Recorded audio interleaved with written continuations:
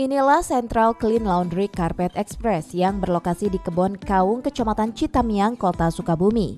Usaha yang baru didirikan 2 bulan lalu tersebut merupakan pencucian karpet masjid gratis untuk wilayah kota dan Kabupaten Sukabumi dengan sistem antar jemput.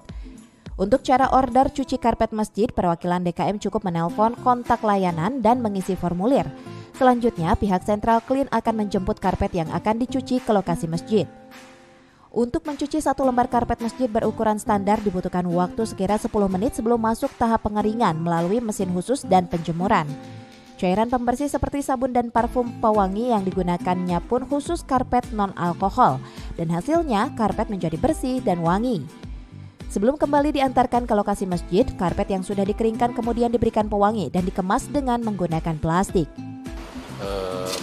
Pertama diawali dengan mungkin pihak masjid ya, menghubungi kita udah disebar di online kan, ada di Facebook, di WA juga ada.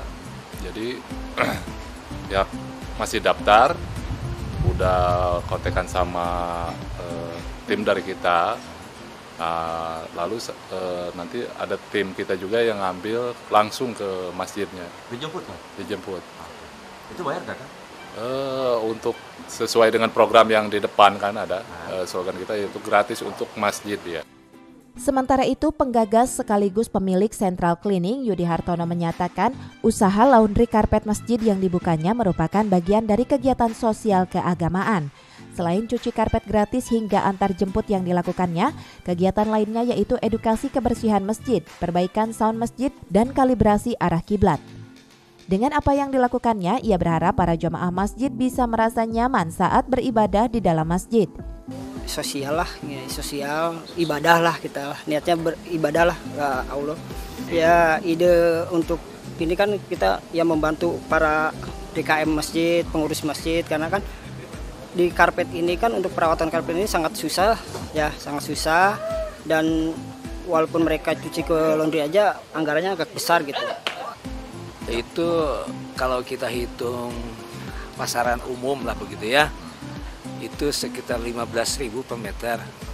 Rata-rata masjid itu ada yang 100 di angka 100 meter lah, satu masjid itu luasannya sekitar 1,5 juta lah gitu.